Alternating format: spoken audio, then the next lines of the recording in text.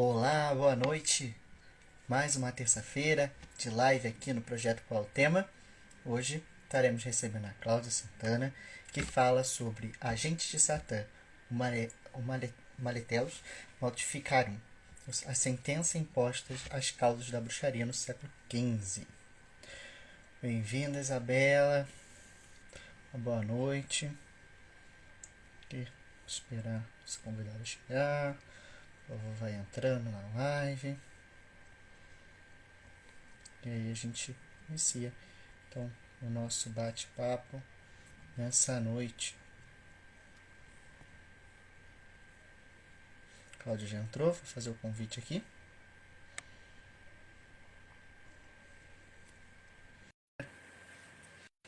Sempre aqui conosco também.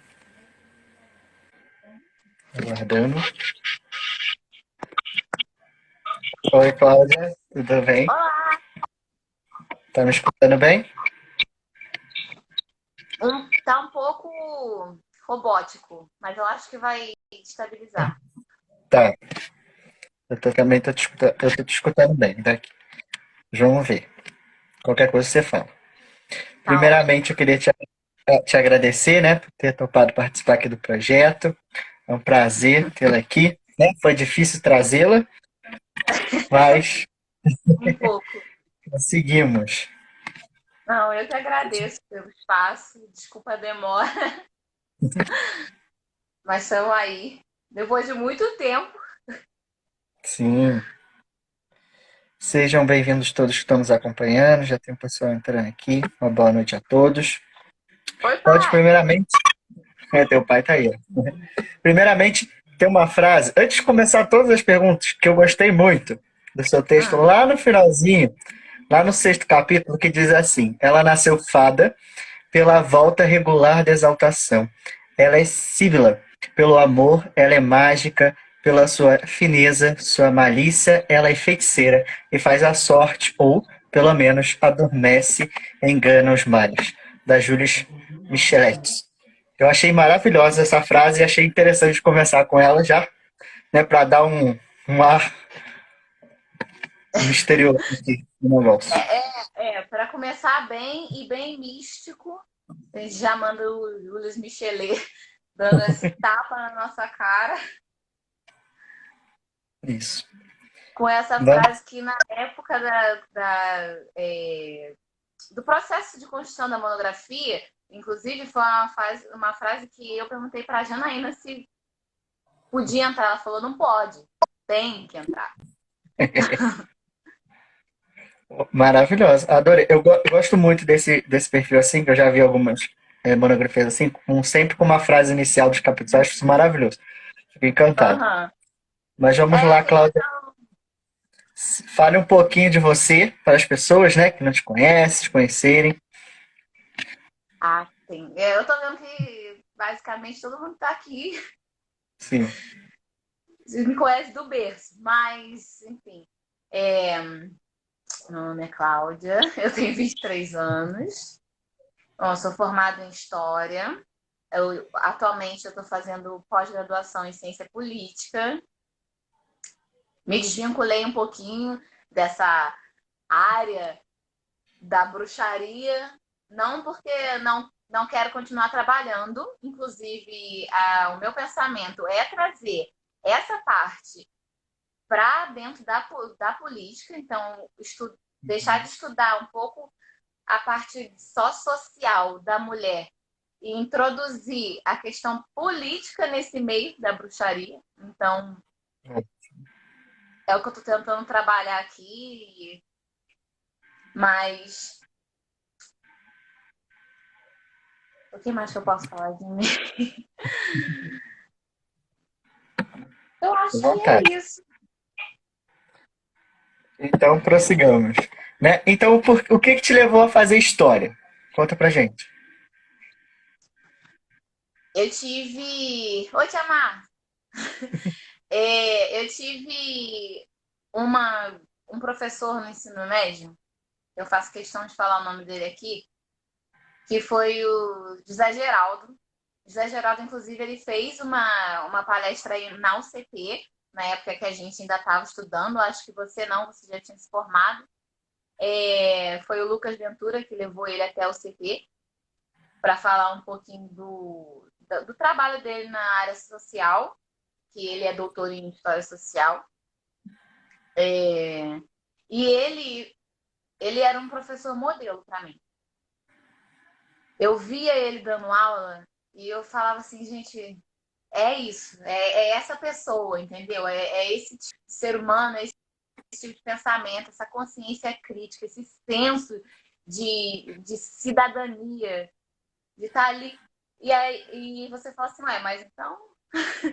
Ele era um professor de história completo. Para mim, ele foi um molde, entendeu? Alguém que eu quero seguir e que eu quero ser, não igual, mas pelo menos metade do que ele foi para mim. Poder tocar as pessoas da forma como ele conseguiu me tocar também. Né? Fora que eu já tinha interesse pela história, sempre foi minha matéria favorita, a gente sempre tem uma história com a história, querendo ou não. Todo mundo passa por essa fase, algum tema, alguma coisa que te marca durante o período da escola, que vai te trazer essa consciência depois. E eu sempre gostei, foi sempre uma aula dialogada, é disso que eu gosto. Eu gosto do diálogo, eu gosto do professor te dar abertura para você falar, para ele falar, para os seus colegas falarem, para ter um embate maneiro, uma coisa que todo mundo possa compartilhar seu Sim. pensamento. E eu acho que a história é completamente incrível nesse âmbito.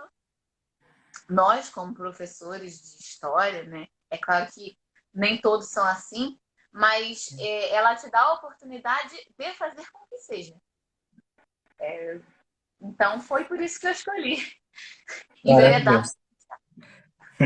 Maravilhoso é ver que tem sempre alguém por trás, né? Às vezes um professor e às vezes a gente vai influenciar alguém, né? Também. Vai ter essa troca, né? Um Não, futuro próximo. é uma troca linda, é uma troca linda. Se algum aluno meu um dia chegar para mim e falar, eu fiz história porque você me tocou, eu já Já ganhou, ficar já em lá. ganhou. Sim. Então, por que do tema, então, né? Por que escolheu esse tema para falar?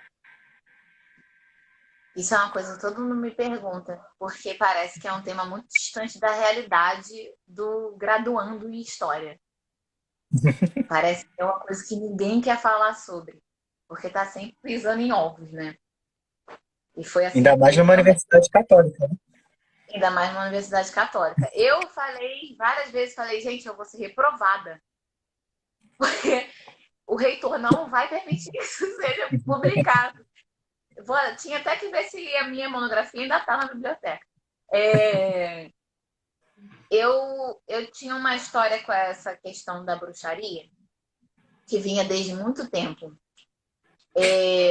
Era a romantização da bruxa, da feiticeira, do que Uhum. foi essa pessoa. E aquilo me incomodava profundamente, Sim, porque a gente sabe que a realidade era uma coisa super distinta, divergente do que realmente a gente vê nos filmes. Os filmes mostram a perseguição, uma coisa, mas eles levam a mulher como uma bruxa real, como verdadeira. Se ela fosse sim. capaz de agir e atingir as pessoas como era dito durante a Idade Média moderna. Uhum. E aí essa romantização me incomodava, me dava aquele gatilho de assim, eu preciso pesquisar o que foi isso de verdade, Sim. porque para mim não tá certo. Não é assim que a gente pode até romantizar, porque vai acontecer na literatura, no cinema, enfim, na área do entretenimento. Mas a gente também tem que saber o que foi. Sim. E como eu queria trabalhar com uma pesquisa que envolvesse mulheres, especificamente, esse tema caiu como uma luva no meu colo, entre aspas.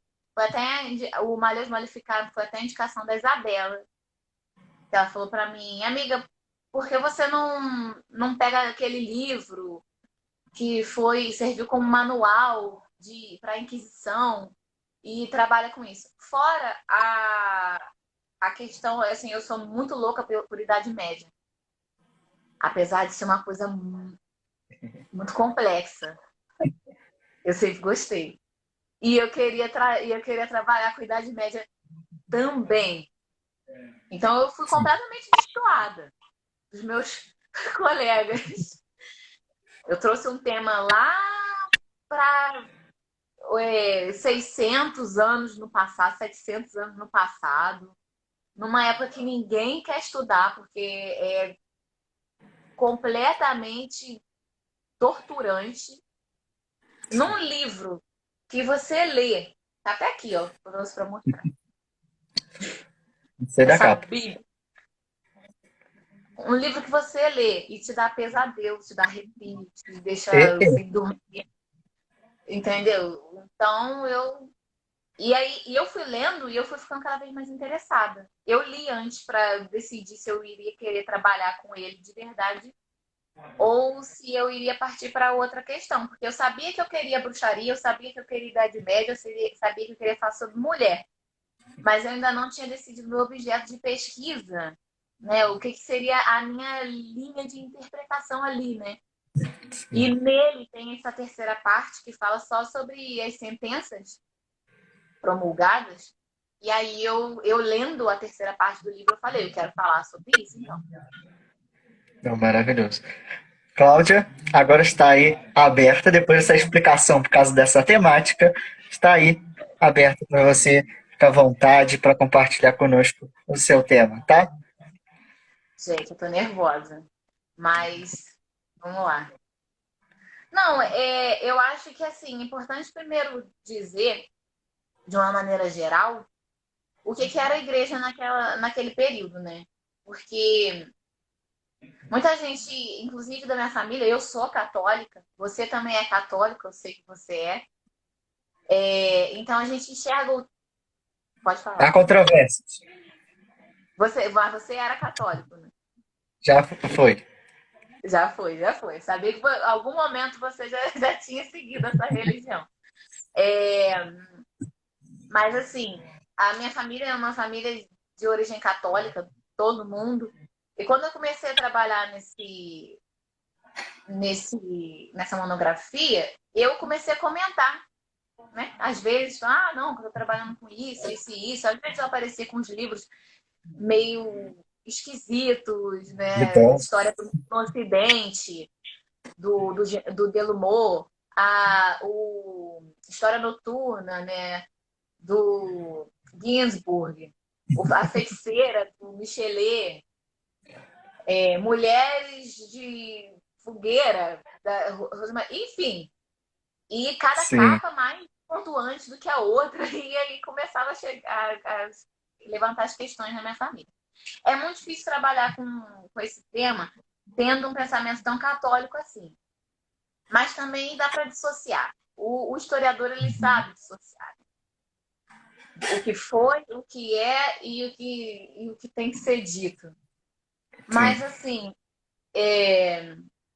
primeiro, não tive nenhuma surpresa, mas a gente precisa entender o que a Igreja Católica, naquele momento, era basicamente a única instituição consolidada, que tinha uma hierarquia consolidada dentro da sociedade medieval.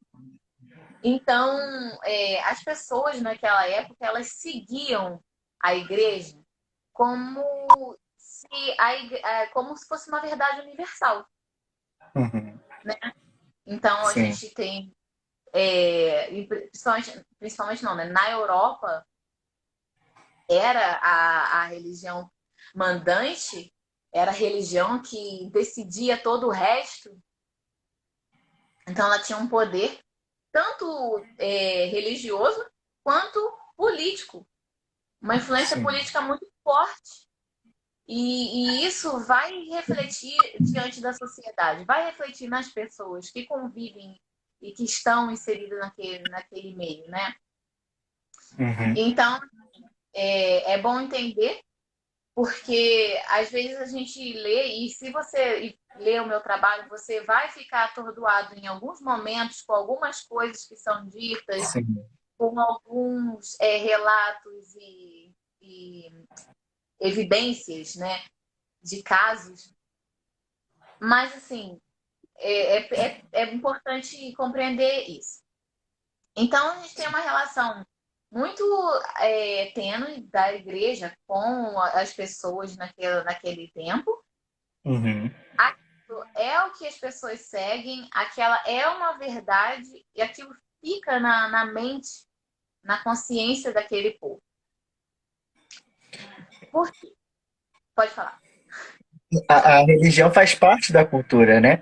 Não tem como Fala. separar o povo medieval da religião. E a religião oficial era a católica, né? Então, todo mundo, seja na parte né, das pessoas na plebe ou em toda a realeza, todo mundo era católico e tinha influência tanto religiosa como política, né? Como você falou. Não tinha como tirar a igreja dessa área toda. Com certeza. É uma dissociação que não é possível. Não Uhum. existe dissociar a igreja da cultura da época, né?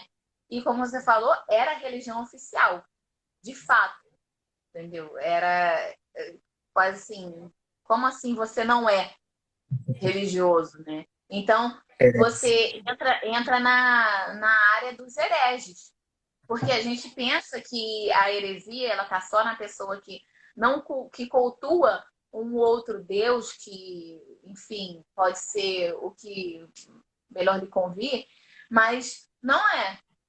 A heresia está também no ateu, naquele que não acredita, naquele que não, não dissemina a mesma fé, a fé católica. sim. Então, a partir daí, a igreja começou a perseguir essas pessoas. E a gente vai ter os judeus também, que foram muito perseguidos,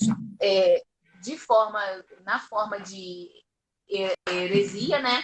Porque Uhum. Opa,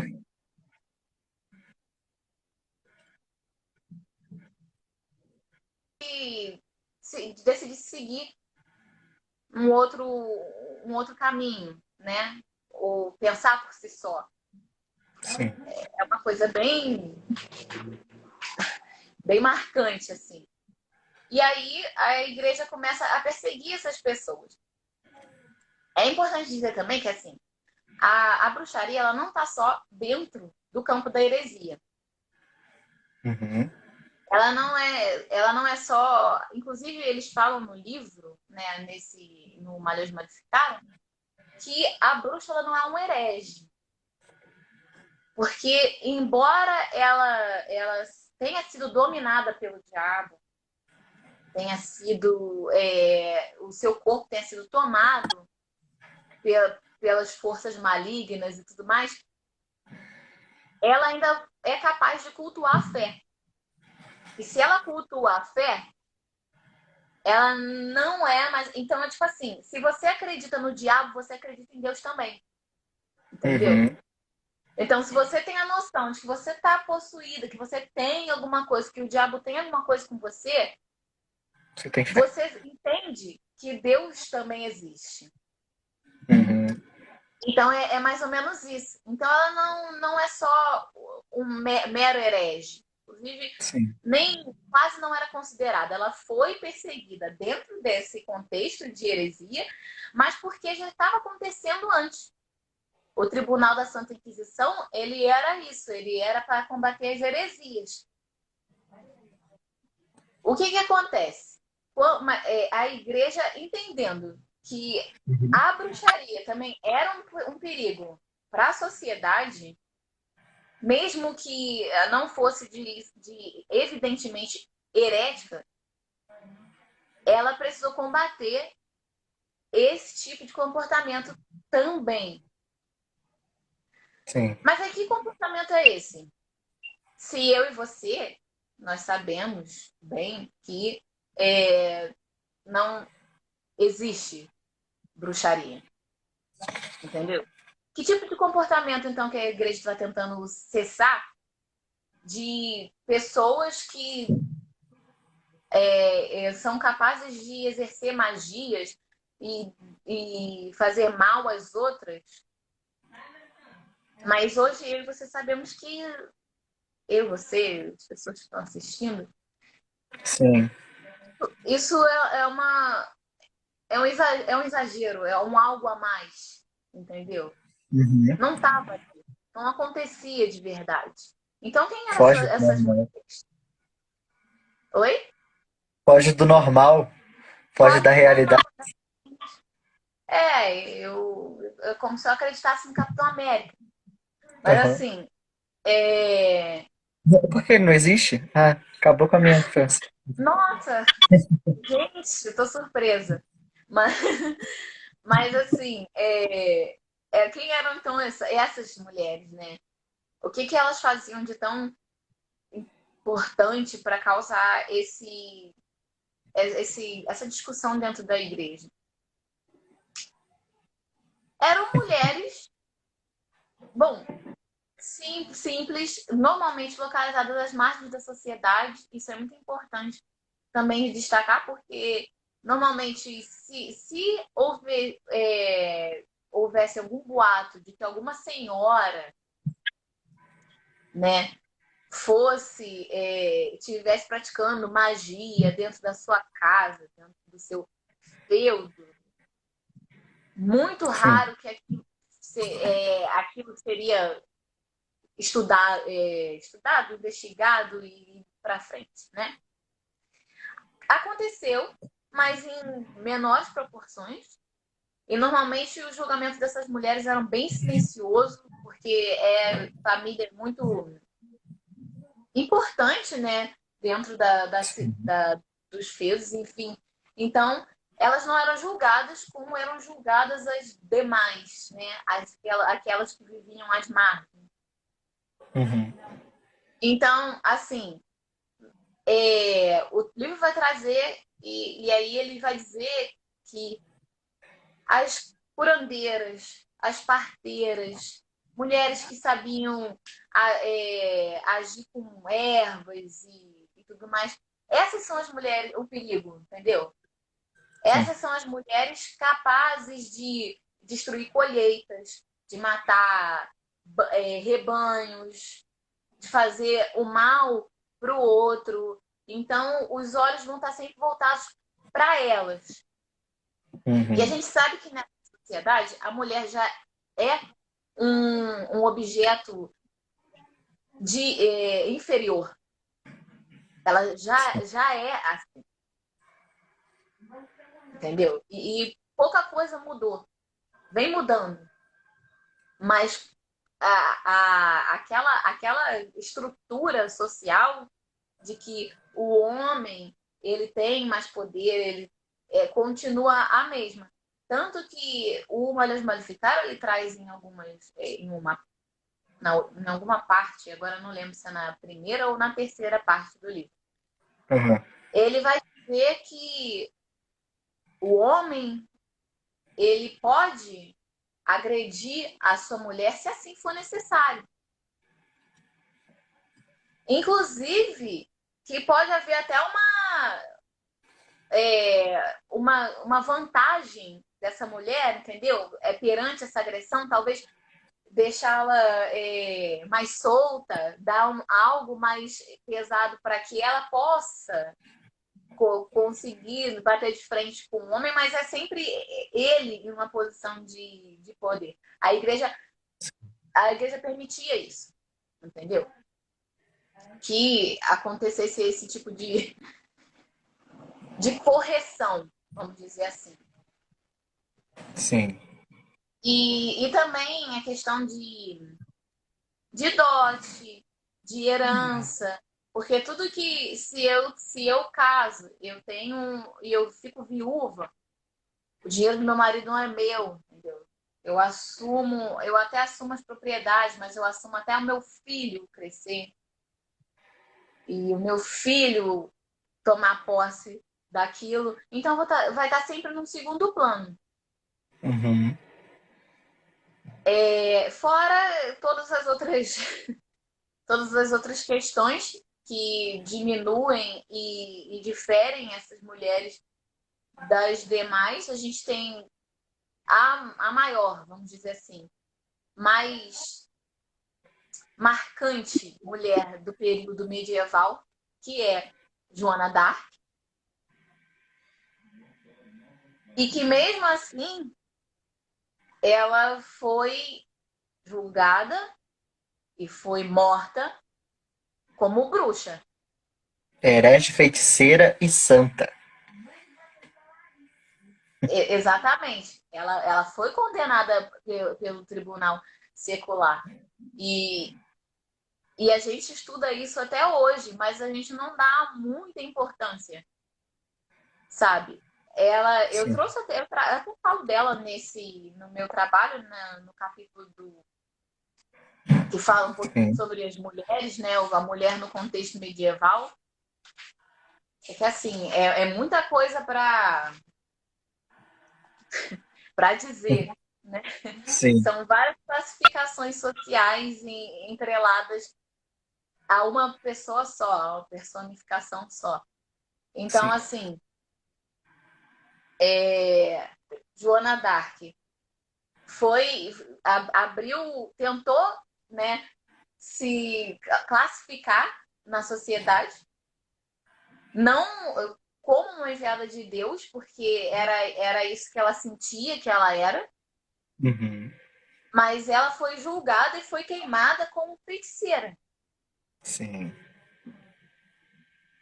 pelas suas vestes, por se adotar uma identidade não era dela, masculina, né?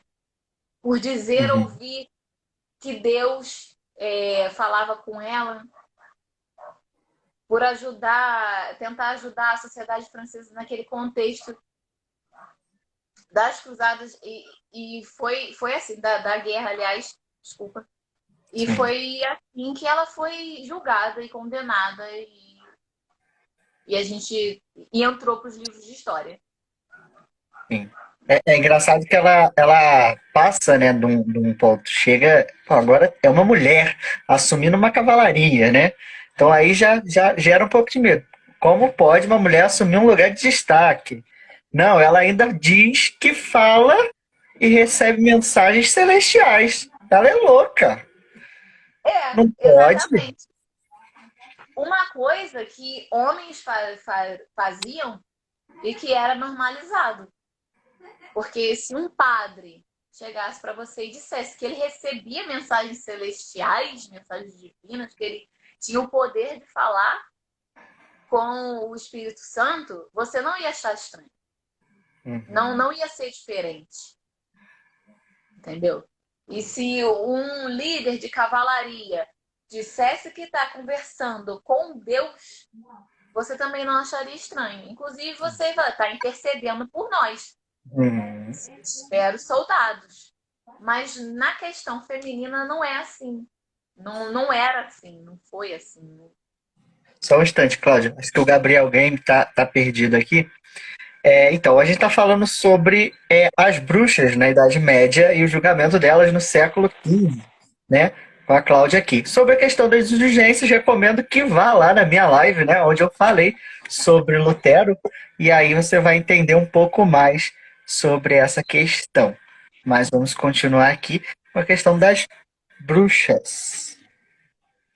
E aí a gente passa por uma questão que já vem sendo discutida, que é a figura feminina, mas no, num contexto mais violento, numa visão mais deturpada do que já vinha sendo, né? Uhum. Porque nós temos as mulheres em qualquer espaço social daquela época. Tanto que a prostituição era uma coisa comum. Em algumas Sim. cidades, inclusive, até aceita de forma compreensiva para que não houvesse uma confusão, né, Uhum. acima daquilo. Mas aí a gente começa a ter as experiências dessas mulheres que vêm tomando um lugar um pouco mais libertos, assim, mais expansivos. Tanto que se não me engano, o Delomont ele diz que a igreja começou a ver a medicina de forma mais compreensiva por causa da ação das parteiras. Então, para que essas mulheres não precisassem agir, era melhor aceitar que existissem médicos, entendeu? Então, assim, é uma coisa que é uma sociedade que vai te mostrando o quanto é relevante falar sobre o papel da mulher até hoje, Sim. sabe? Porque é uma construção, e aquilo que a gente falou a frase inicial que você disse, né, do Jules Michelet, é isso. Era um ser exaltado que de repente virou uma personificação do mal. Sim. E aí a gente já pode trazer um pouco da questão que a igreja traz para a gente, que é quando ela é capaz de disseminar o mal até por atos sexuais. E Problema. ela faz isso de forma a cooperar com o diabo, entendeu? A igreja, ela diz que existem os demônios incubos e súbicos, Uhum. para que tem aqueles que são capazes de se relacionar sexualmente com essa mulher, para que essa mulher se relacione com um outro homem e então despeje o mal dentro dele, então, corrompendo a alma, o corpo daquele ser humano, né? daquele homem. Uhum. E então que o homem seria uma vítima e que um dos principais fatores das mulheres serem exclusivamente, não exclusivamente porque existiu homens condenados por bruxaria também, de forma muito menos expansiva, mas que as mulheres fossem mais sujeitas a esse ato, porque elas eram desregradas, elas agiam de forma desregulada, elas eram seguiam a sua libido, uma coisa Uhum. assim, sabe? Sim. E tanto que em algum. É, ah, no capítulo 3 do livro do Malhas Modificaram, os autores eles dizem que a igreja, e eu trago isso no capítulo 2 não, no 3 no capítulo 3 da minha monografia, que a igreja decidia se o homem deveria levar a sua relação com a sua própria esposa ao fim, de forma que ela pudesse também estar sentindo prazeres e tudo mais, ou não, entendeu? Porque o prazer demais também seria um pecado, Uhum. já que e não é nenhuma novidade que a igreja acreditava que o ato sexual ele era único exclusivamente para procriação. Sim. Acho que, Procriou, acho que sua avó acabou. está assistindo. Alguém disse aqui que a vovó está assistindo. Ah, oi, vovó! A minha prima lá. É, então, aí a gente parte para uma questão muito mais delicada, né? Sim. De toda essa inferioridade que foi destinada para essas mulheres Sim. e o quanto elas foram julgadas e pré-julgadas. Eu trago na minha monografia Eu Uhum. falo que algumas, elas, elas foram tão afetadas pelo processo de investigação, de tortura e tudo mais, que no final das contas elas acreditavam de fato que elas tinham cometido esses atos, sabe? Sim. Eles, Porque a, cortando rapidinho, desculpa. É interessante ver que, né, até você diz na monografia, que para a igreja existia dois modelos de mulher, né? Eva e Maria, né? O modelo isso, pecador e o modelo abençoado, né? O modelo de salvação. Então eles tinham porque tudo isso, né? Aquela carga em cima, até botar isso na mente das mulheres, né? Se você não é como Maria, você é Eva, pecadora, que leva ao pecado. e também, e foi até importante você dizer isso, porque aí a gente tem a concepção arcaica e bíblica de que a Eva foi concebida de uma costela turva de Uhum. Adão. Então, que nós já seríamos, o sexo feminino, as mulheres, né, já Inferior. seriam inferiores desde a concepção. Sim.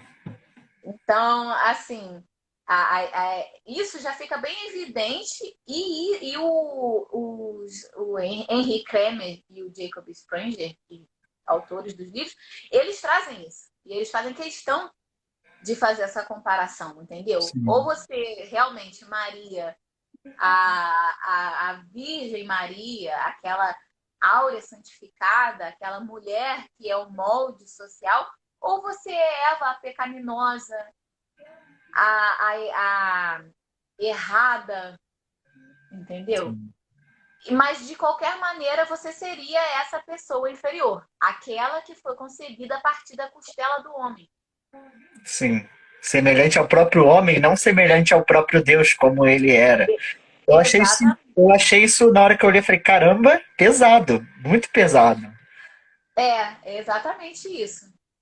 Então, assim, você traz uma concepção que já é uma coisa que já fica incumbida na cabeça, no psicológico, no subconsciente de Uhum. uma sociedade inteira. E a gente traz isso até hoje, Sim. porque a gente continua disseminando esse discurso, entendeu?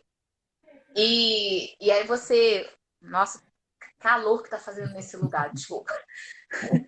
Aí você pode. E você viu em várias partes da monografia, né? Eu sei que tem pessoas que estão assistindo que não leu, mas eu vou falar, claro, que você vê em várias partes o quanto aquilo era naturalizado, Sim. entendeu? A gente tem os autos de fé, por exemplo, que eram um, um evento da igreja para a condenação dessas mulheres, hereges, judeus, cátaros, valdenses, enfim, todos esses, todos esses que eram perseguidos pelo Tribunal do Santo Ofício, e esses autos de fé, eles eram eventos públicos, eles eram eventos em praças públicas. Uhum. Muito daquele cenário do Ned Stark morrendo em Game of Thrones, entendeu? Sim. Eram fogarés, né, expostos no meio da praça e aquilo se tornava uma festa. As pessoas iam para a rua ver essas mulheres sendo queimadas, esses condenados, né, sendo queimados, não só as mulheres, mas eu estou dando um pouco mais de ênfase nelas porque é sobre elas que se trata, né, o trabalho. Mas assim, então aquilo era uma coisa internalizada, era uma coisa que as pessoas seguiam, as pessoas elas acreditavam e elas estavam ali como se fosse uma torcida de futebol durante o momento, né, a sentença final, que era promulgada ali na hora e que era até pelo braço secular, na verdade, não era nem a igreja mais que tomava essa rédea é importante dizer, né, que Uhum. do processo de investigação, dos questionamentos, o processo de tortura, todos eles eram pelo Tribunal do Santo Ofício, pelo Tribunal da Santa Inquisição. Mas quando essa pena ela chegava à capital, a pena capital, que é a pena de morte, a sentença de morte, a igreja entregava aquelas mulheres ao braço secular, ao tribunal secular. Então já era a questão, já era o governo. E aí por isso que eu falo da influência política da igreja sobre a sociedade. Porque Sim. a igreja dizia, não tem mais o que fazer, pode matar. E era isso, pode queimar. E era isso que era feito pela governança, né? Sim. Eles queimavam. A igreja mandava, inclusive a igreja que promulgava a sentença, mas a igreja não sujava suas mãos de sangue. É uma coisa que os autores eles falam muito durante essas promulgações, né? Que tem mais de uma, é impossível falar todas aqui, né? Se você leu lá um pouco, eu acho que eu trouxe umas 5 sentenças no trabalho, se não me engano. Inclusive essa sentença, a de esqueci agora a palavra, de transpassar do Tribunal do Santo Ofício para o Tribunal Secular. Eles dizem, então, tu, como pecadora e penitente, te entrego ao braço secular para que seja realizada a pena máxima, que é a pena capital. É E de tipo, forma muito... a igreja não pode matar, mas o Estado pode. O Estado Então, pode, o eu Estado te ele tem essa entrego. liberdade de matar. É, É exatamente isso, entendeu? Eu lavo as minhas mãos a partir de agora.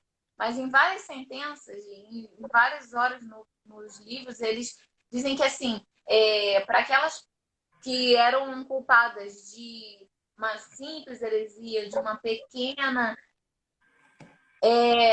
que fossem torturadas até que chegassem à confissão, mas que não fossem torturadas de forma que arrancassem sangue, entendeu?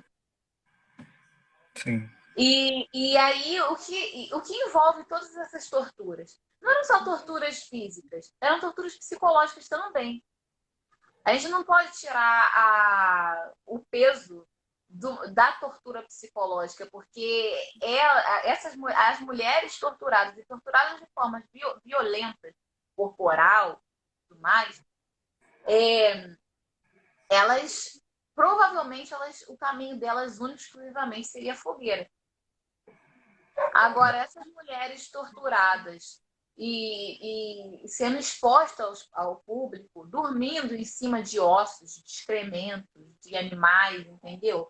Mulheres que tinham que para pagar a sua pena, elas tinham que vestir-se de forma diferente e frequentar as missas, entendeu? Vestido daquela forma para que as pessoas soubessem o que foi ela, que elas tivessem, que carregassem uma vela com o peso do seu pecado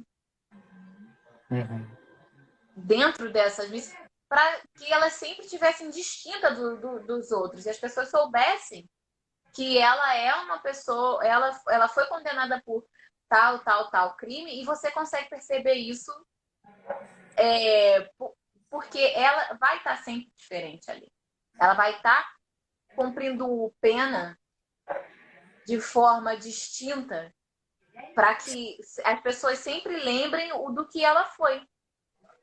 E, inclusive, até os seus filhos, entendeu? A família inteira era excluída socialmente. Então, assim, o que seria dessa mulher depois desse crime? Tanto no processo, inclusive, de confissão e tudo mais, de arrancar confissões, né? Muitas se matavam, entendeu? Muitas se fugiam, era durante os autos de fé eram expostos numa fogueira especialmente para ela, para que a família que ficou na cidade fosse sempre marcada pela imagem dela, entendeu? Não imagem, não foto, mas existia uma fogueira simbólica para ela e as pessoas sabiam, né? A gente sabe que na sociedade medieval eram pequenos filhos, então todo mundo ali era o quê? Não passava de 100 cabeças no mesmo local, entendeu? Então, Sim. assim, todo mundo se conhecia. A fofoca E corria. a fofoca corria solta. Exatamente, é o mesmo problema de cidade pequena. E então elas eram marcadas para sempre, para o resto da vida. Não tinha como fugir de uma tortura ou de outra, entendeu? Uhum. Aí você dizer uma tortura, torture para que ela confesse, mas não torture para que ela sangre, entendeu? É muito. Não faz muito sentido, porque de qualquer forma ela vai estar machucada. Sim, é uma pressão Ela vai psicológica muito grande. E ela vai estar marcada de uma forma ou outra, entendeu? Assim como tem uma parte de uma sentença que eles falam sobre a questão do choro, da Uhum. lágrima, que aquela mulher que tem condições de chorar, ela não poderia ser acusada de bruxaria. Porque o demônio ele pode te, te, te tomar conta do teu corpo, mas ele não é capaz de chegar ao teu coração. Entendeu? Então, se tu ainda conserva emoções, sentimentos, é porque tu não foi. Totalmente. Ele não se manifestou em você Uhum.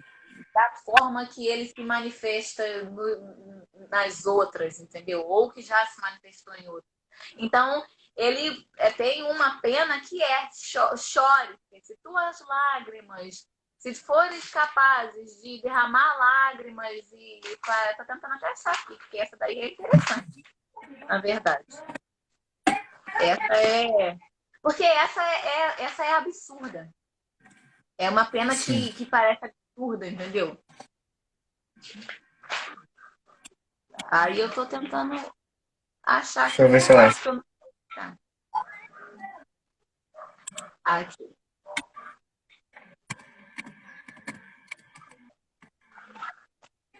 Aqui, ó.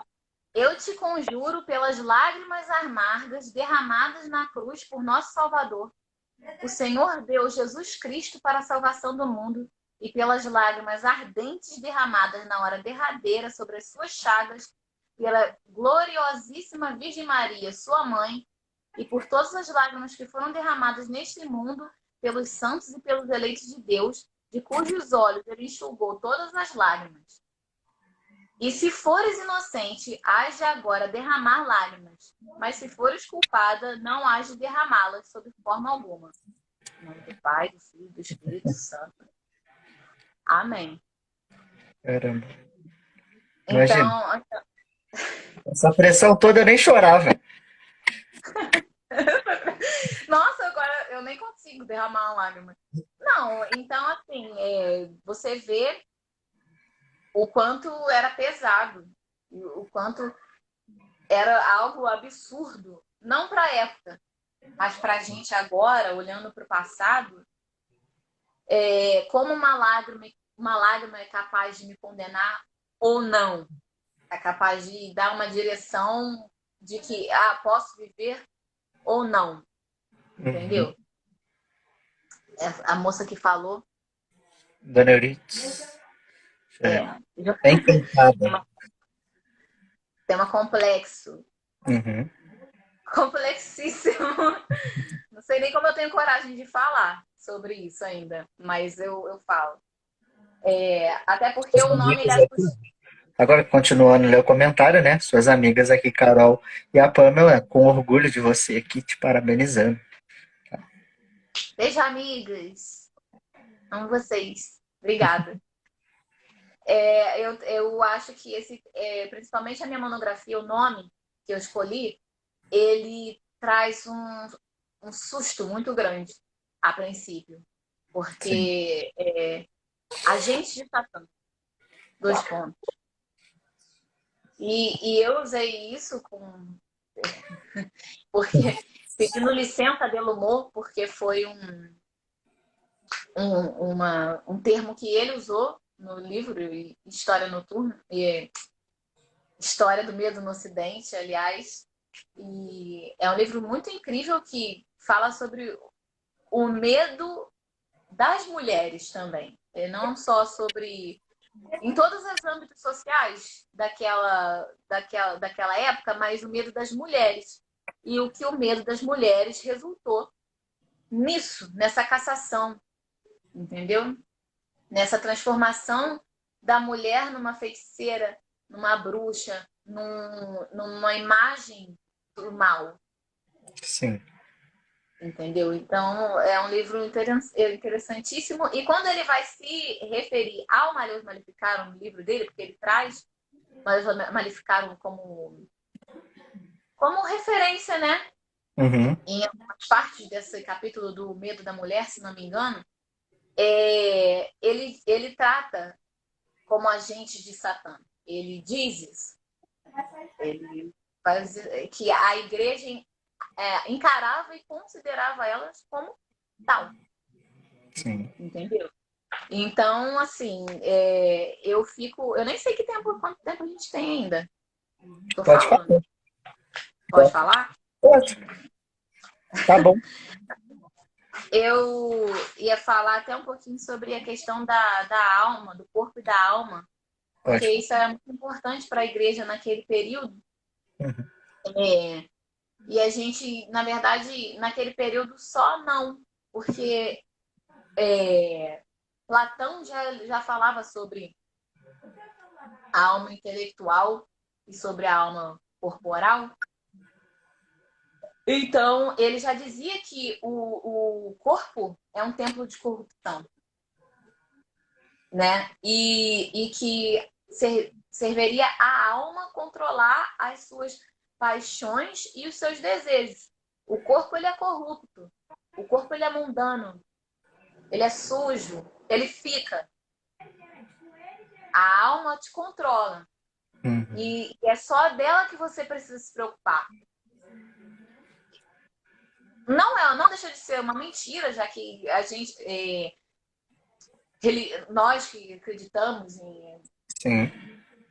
né, a gente de fato acredita que o nosso corpo fica, a nossa alma sobe, né? Só abrindo um parênteses aqui, rapidinho. Platão, gente, era politeísta, tá? Ele Ah, viveu na Grécia.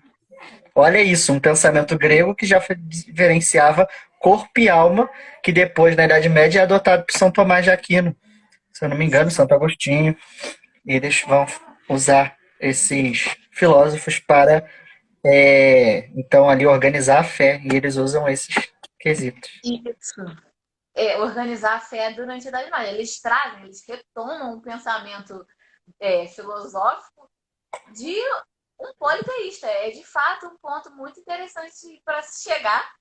Dá até uma confusãozinha, dá Uhum. para dar uma discutida, dá para fazer um tema de monografia em cima Olha. disso, porque não é só essa concepção de filosófica que Santo Agostinho, São Tomás de Aquino traz para a igreja na Idade Média. Eles trazem muitas outras coisas, né?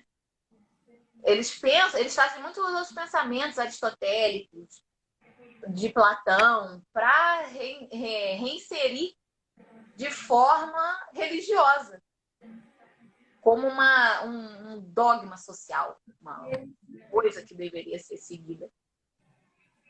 Então, assim, eu sei realmente que foi no neoplatonismo de Plotino que aí o Santo Agostinho, né, ele buscou essas aspirações e agregou elas ao catolicismo, né?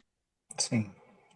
Então, A alma, o corpo e a alma, eles são constituídos por uma unidade, conquanto a alma seja imortal e o corpo a sua extensão terrena, mortal, aquilo que fica, né? Por isso a ideia, só voltar aqui uma coisa, a ideia é de purificar a alma, né, com fogo. Queima. Queima o fogo, você queima o corpo, mas salva a alma. É nisso que eu ia chegar, né? Ah, Que a te como cortei. o não, imagina, desculpa. Desculpa eu, né? Eu Eita, também te desculpa. cortei agora. O corpo, como o corpo seria uma porta de entrada para a ação do demônio, né?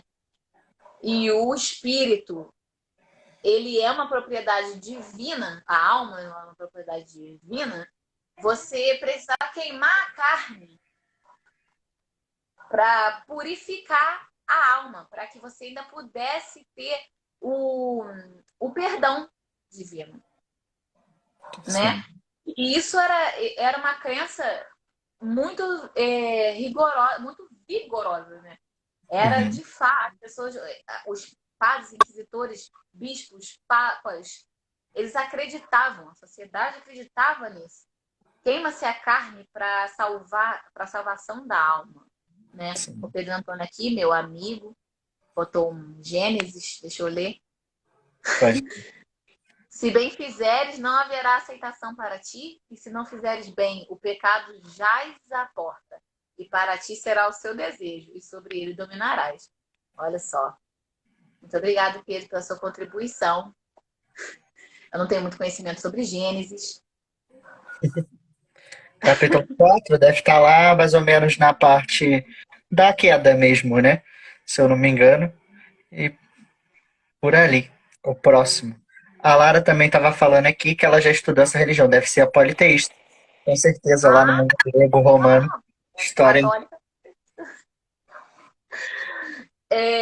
Não, com certeza já estudou, né? História agora. As religiões gregas. Então, assim, você consegue perceber o quanto essas ações elas eram nocivas Sim. e elas tinham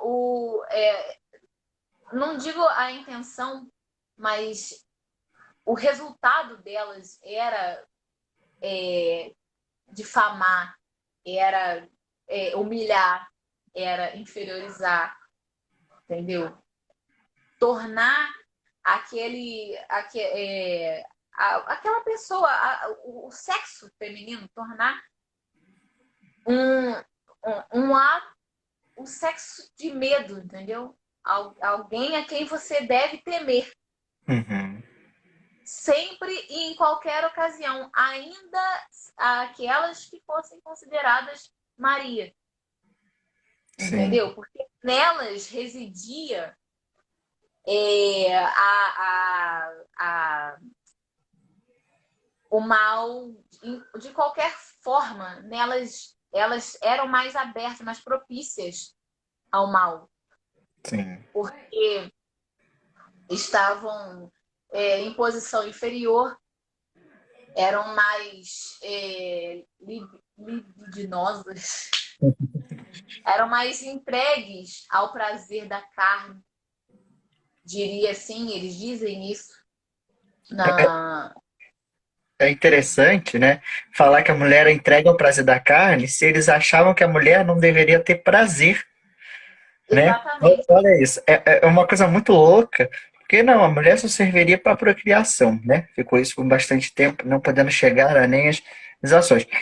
E aí, do nada, ela é a causadora de desejos, né? Porque vivia essa controvérsia. É sempre pecado e a sexualidade. Era uma coisa que a igreja tinha que tratar naquela época, né? Então, Isso. Desculpa. não, vou falar. Não, eu ia falar, a questão de fato está dentro da sexualidade, entendeu? Uhum, É isso mesmo que você falou. É você ser permissiva.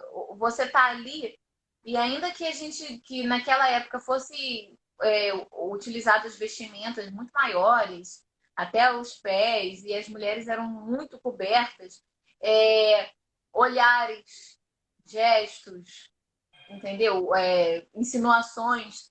Tudo aquilo era uma porta, um hall de entrada para todo o resto. Então, elas eram muito condenadas pela sua sexualidade,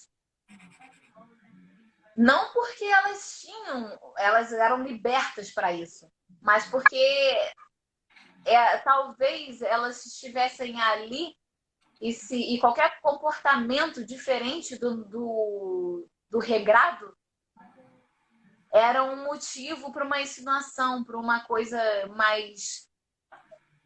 Um olhar diferente, entendeu? Uma maneira de se posicionar, uma coisa que abrisse portas para que os homens ou a igreja achasse que aquilo era um convite.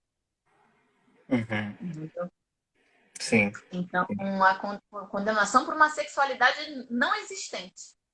Porque Uhum. elas eram unidas, na verdade. Né? Mas é interessante, se a gente parar para analisar, agora saindo um pouco assim e a gente com o nosso olhar, pode beber tua água aí. Descansar a voz, já tá falando bastante. É, se a gente for olhar, o desejo não partia delas. Os homens que tinham desejo e, se a gente for perceber, eles têm o poder nas mãos, né?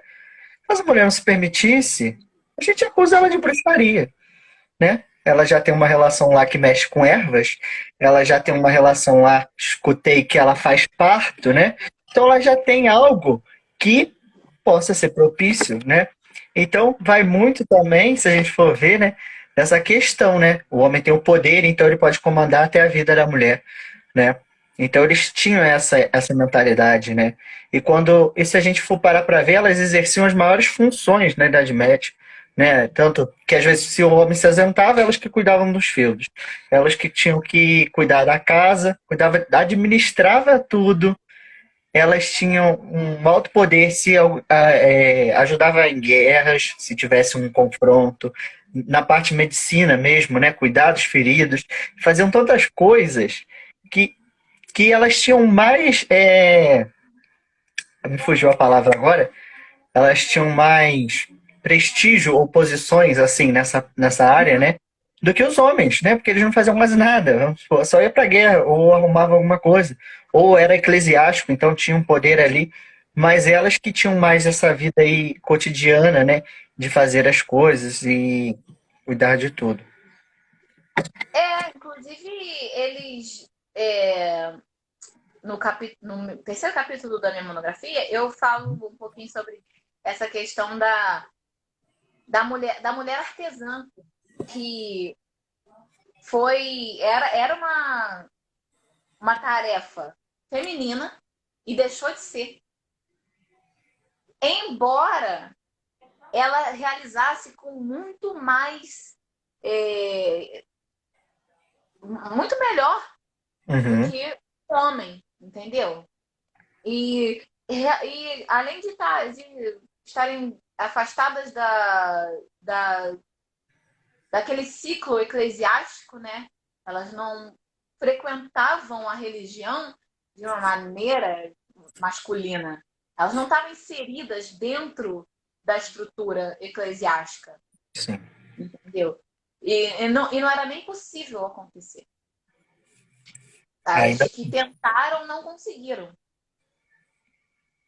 Então, assim, você vai afastando e você vai diminuindo, você vai deixando ainda mais ao relento, às margens, porque também nós sabemos que a maioria das mulheres naquele período eram mulheres de camponeses, entendeu? Ou Sim. filhas de camponeses, ou netas de camponeses.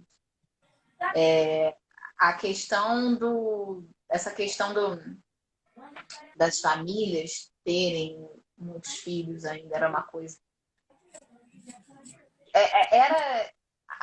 Acontece ainda hoje, mas a família marginalizada naquele período também era assim. Uhum. Então eram famílias grandes e aquilo se propagava. Aquelas mulheres elas não tinham para onde correr. Praticamente o selo dela na sociedade já estava Marcado. entregue, marcado. O que tem para você é isso, entendeu? Foram 400 anos de perseguição, sabe? É tempo demais Hum.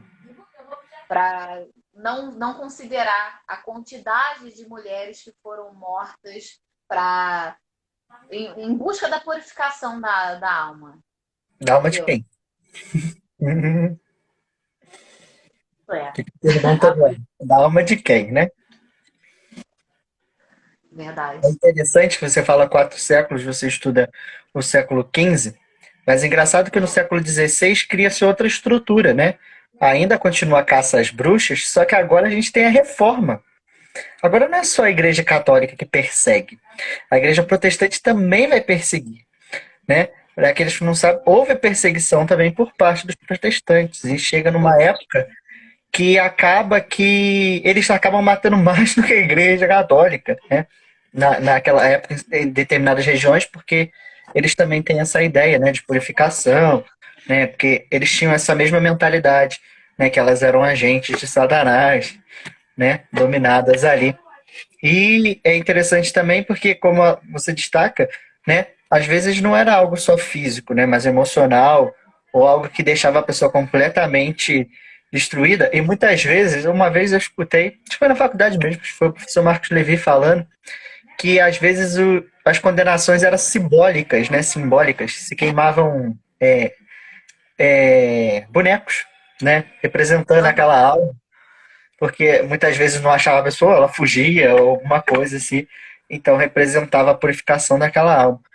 E é muito louco, né, como isso fica e a gente vê, né, atualmente, né, ah, como isso ainda é bem presente na nossa realidade e não se entende o papel dessas mulheres, quem foram elas, essas ditas bruxas, né, que na verdade eram pessoas simples que tinham esse conhecimento da natureza, né, que tinha conhecimento de outras culturas também. Isso é muito legal mesmo.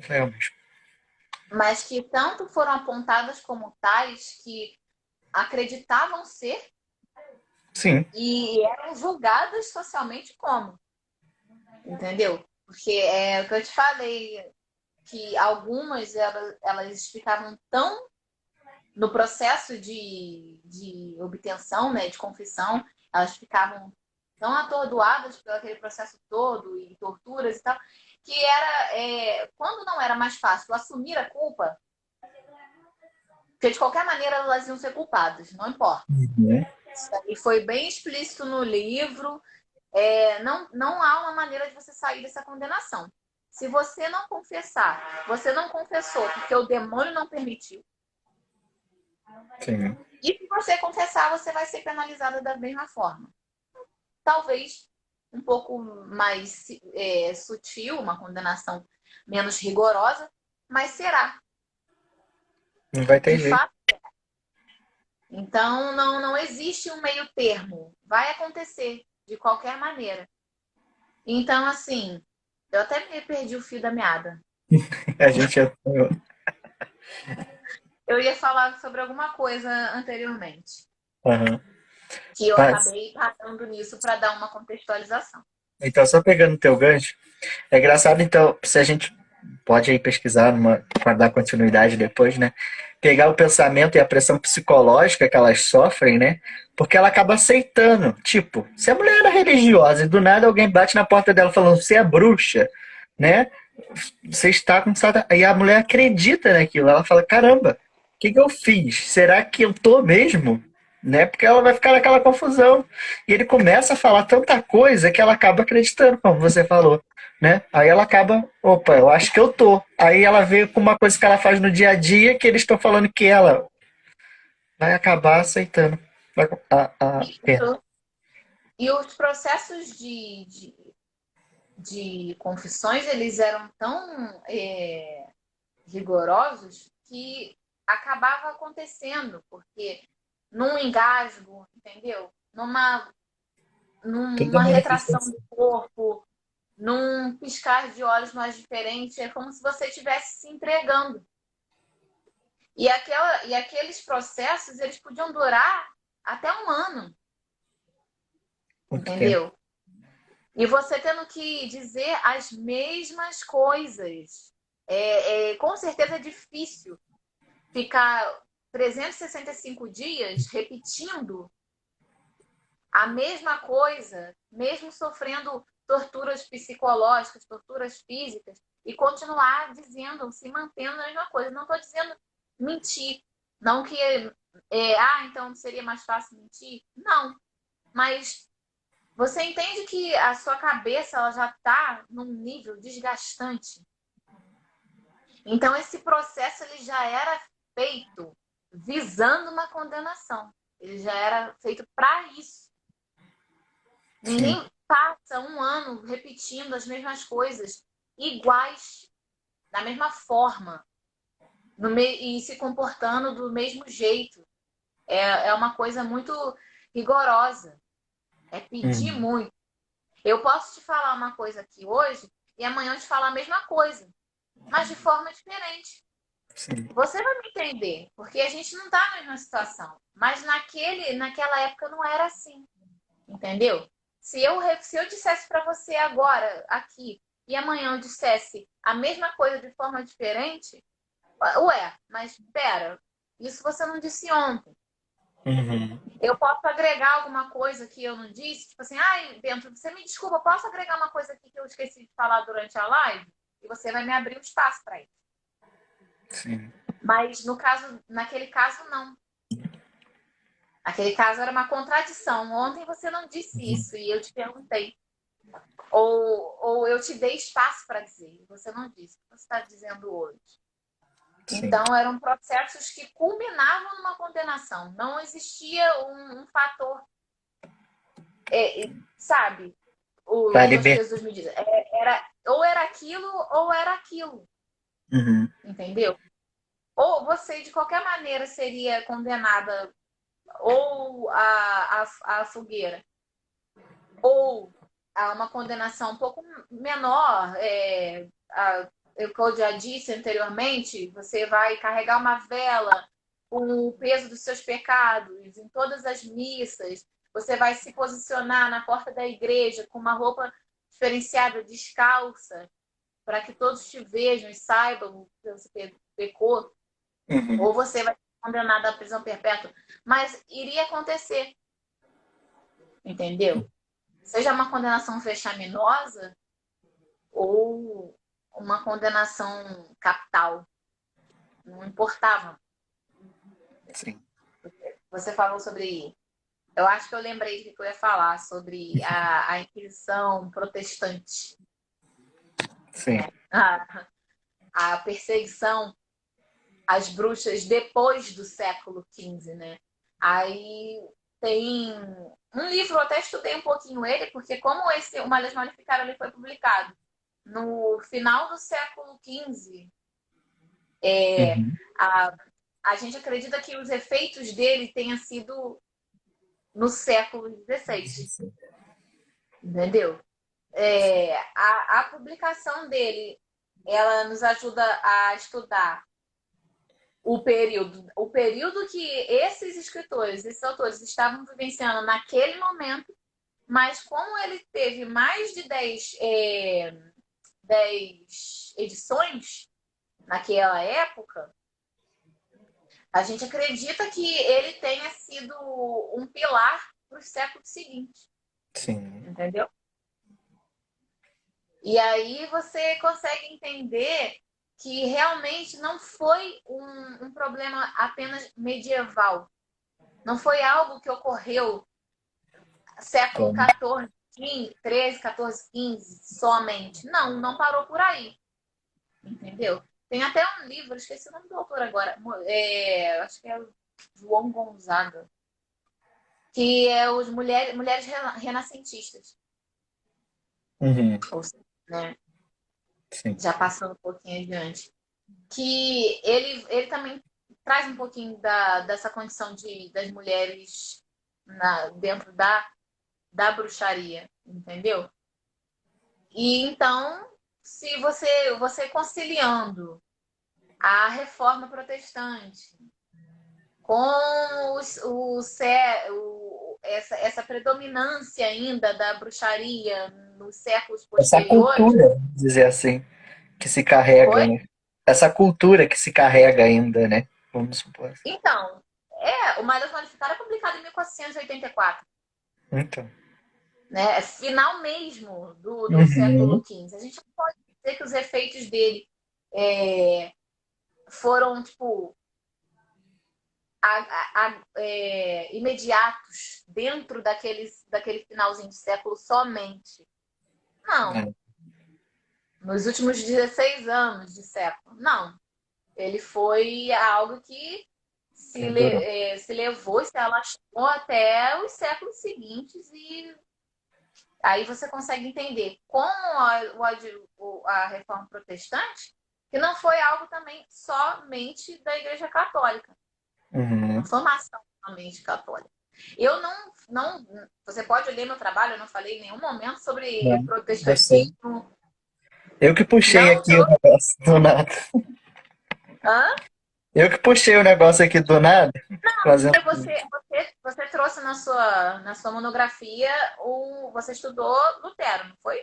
Nem Ou sei. protestantismo? Isso, Então, reforma. eu já sabia que você ia trazer. Eu já tinha certeza que você ia trazer. Mas é um ponto relevante. Eu sei que aconteceu, mas eu Sim, não trouxe para minha monografia, porque até porque ficaria um tema muito extenso. sim. Pegaria 2 séculos. Eu pegaria 2 séculos e um século só já é difícil de trabalhar. O recorte temporal deveria ter sido até um pouco menor, mas é como se tivesse reunido todas as ideias daquela sociedade num ponto só, entendeu? Porque Sim, também o Malheus ele não foi uma obra somente do século XV. A sociedade anterior já vinha trazendo essas ideias. sim. O século XV não foi o ápice da bruxaria, entendeu? Uhum. Mas ele teve como produto esse livro e que consegue ajudar a gente a entender muitas das outras esferas sociais, entendeu? Sim. Eu não sei se você já viu Outlander. Já viu? Não. É, eu fazendo um adendo aqui, Tá. é porque tem uma cena acho que na segunda temporada, ou na primeira ainda, que a Pamela e Isabela, elas vão lembrar melhor. Que tem um garoto que ele tá. Eu não me lembro a doença que ele tá no momento. Eu vi essa temporada, acho que em 2018, então não vou lembrar agora a doença do momento. Mas a série se passa no século XVIII, se não me engano. Uhum. Se não me engano. Me corrija se eu estiver errado, meninas. Malária, não, né? Não sei. Hã? Chutei uma aqui. Malária, não. Século XVIII.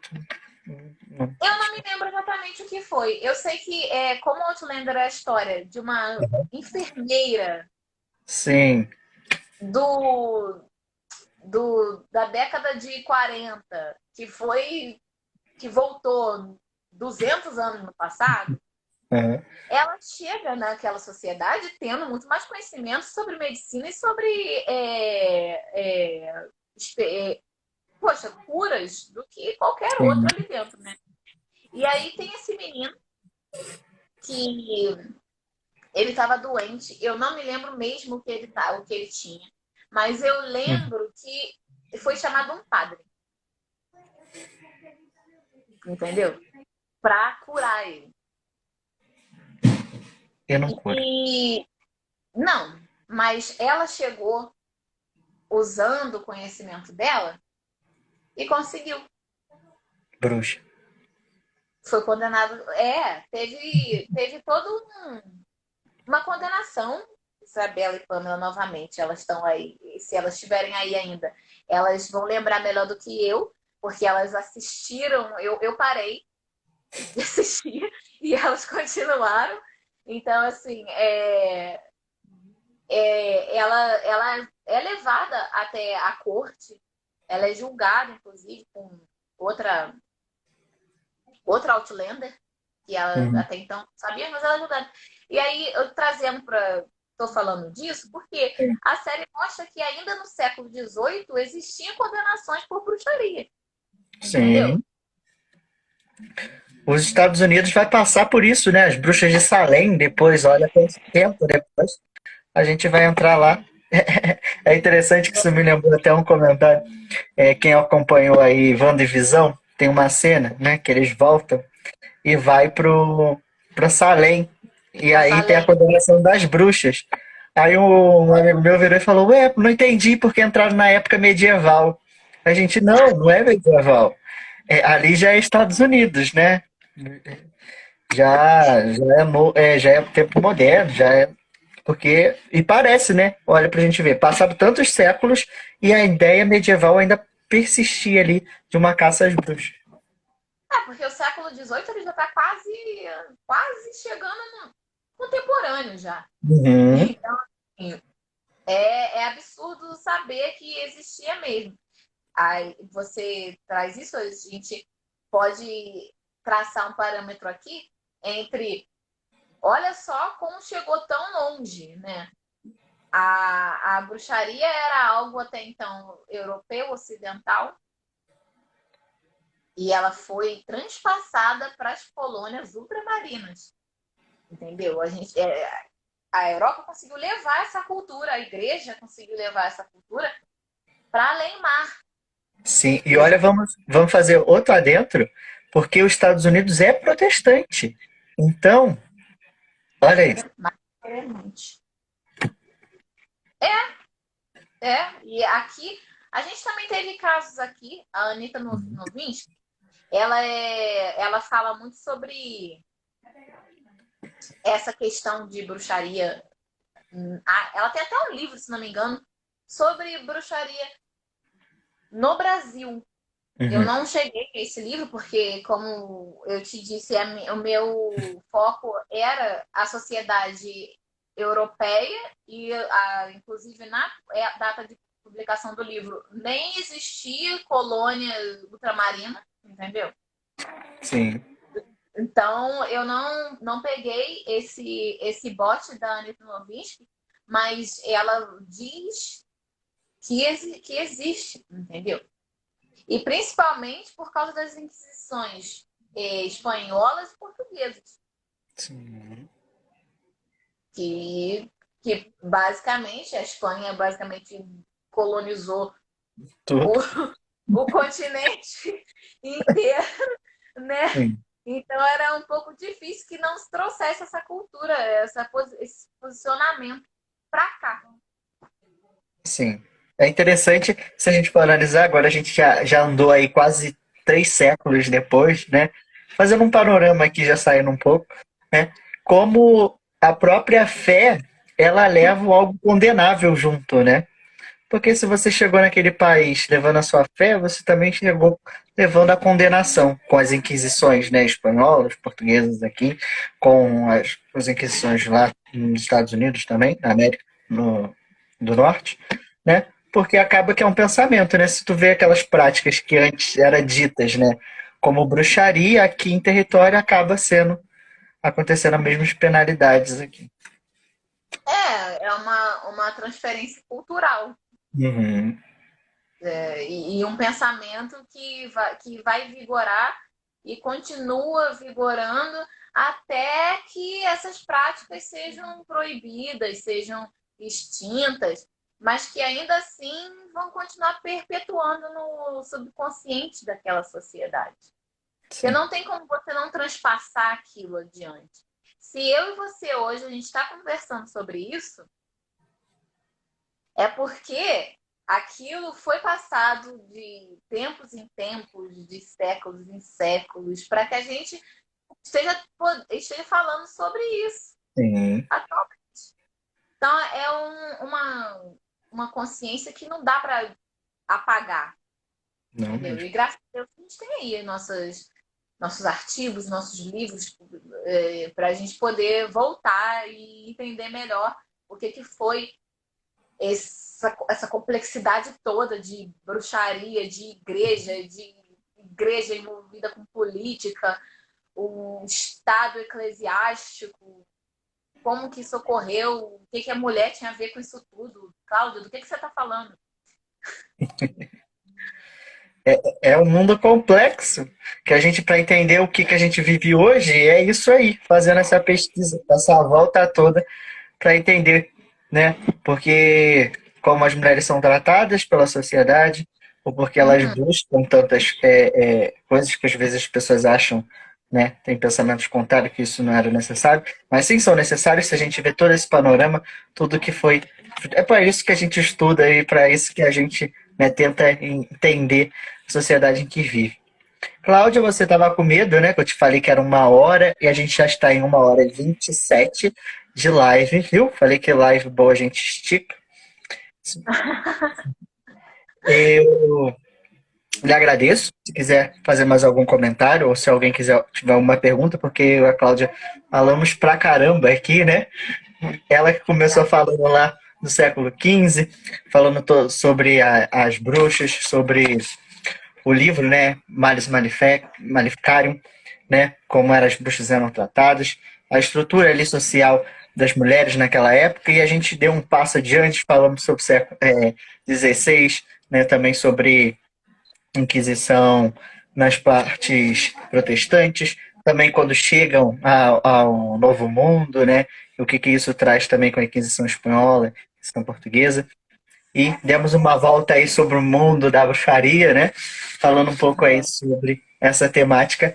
Incrível, incrível mesmo. Se alguém tiver alguma pergunta, ainda dá tempo.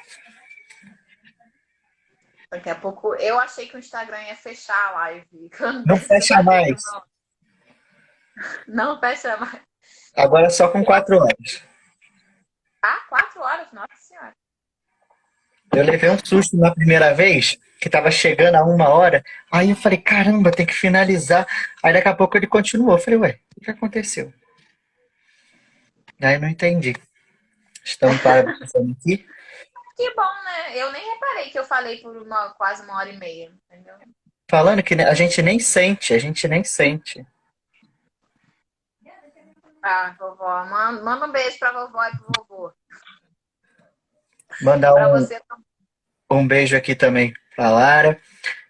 Para os seus avós também que estão nos assistindo. Mandar um beijo aqui para minha mãe na fé, a Ellen, né? Tá parabenizando aqui pela A. Mãe, Essa é minha mãe na fé. a mãe na E fé. isso aí. E vamos também agradecer a todos que participaram aqui da live. Entrou muita gente, né? Contribuindo também conosco. Eu Aqui, agradeço também. eu que Obrigada por agradeço. vocês terem cortado um pedacinho da terça-feira de vocês para noites. Isso, né? Aqui é conhecimento, essa troca de conhecimento, né? Acho que ninguém tem alguma pergunta, ninguém se pronunciou. Mas eu lhe agradeço. Esperei ansiosamente por essa conversa, né? Foi Espero que você difícil, tenha mas gostado. consegui. Oi? Espero que você tenha gostado, né? Porque Adorei. o tempo de espera foi grande. Foi. Se não Valeu a atender pena. suas expectativas, Valeu a pena. Eu aprendi bastante. Como eu digo, né? Eu aprendo a cada uma live que tem aqui, eu aprendo, né? Conhecimentos novos que eu falo, caramba, eu nem sabia que isso existia, né? Não ia passar despercebido esse livro para mim, que eu ia falar, caramba, eu não sabia que tinha um livro que te mostrava tudo que você teria que fazer, né, para ter uma procedência, para uma condenação e tal. são coisas que a gente não imagina de forma alguma, porque pelo caráter, né? O caráter Sim. poroso, mas acaba alguém vai descobrir e alguém vai passar adiante. E esse Isso livro, é inclusive, bom. é só para terminar, a gente está Aham. encerrando, mas ele está exposto na Universidade de Colônia, na Alemanha. O Versão original original. dele, a versão original dele. É engraçado falando isso, né? Porque eles tinham, né, a autorização, né, tanto da universidade para poder divulgar e comprovar que o livro era oficial, né? Que era uma ordem. Eu dá legitimidade ao que está sendo escrito, né? Para que as Sim, pessoas de fato acreditem que aquilo é uma coisa, tanto a certificação universitária, tanto quanto ao do papal, né? Que sim, a bula do qual? Papa Vicêncio também está inserida no livro, Uhum. né? E aí Então, assim, toma o poder civil e espiritual. isso, isso. Entendeu? Se você é acadêmico, me siga. Se você é teólogo, me siga também. É isso aí. Porque vai pelas duas áreas. É interessante, Exatamente. é engraçado, que até comentando aqui sobre o meu tema também é próximo ao seu, e a gente vê que nessa época não tem como separar a sociedade civil da sociedade religiosa, né? Eles andam muito junto, muito. Então, fica muito complicado. Então a gente tem que entender que a pessoa era religiosa e também fazer sua parte civil. Igual a condenação de Lutero, agora puxando um pouco para o meu lado aqui, né? A condenação de Lutero ela ocorre primeiro na igreja, mas ela precisa, como numa inquisição ou em algo, né, para comprovar e ele ter a sentença de uma sentença do imperador, uma sentença civil. Então, a gente vê que essa questão hierárquica que a gente falou lá no começo, da heresia, né, esse algo maior, que era o início das condenações das bruxas, né, também era usado para outros tipos de condenação. Seguiam esse padrão.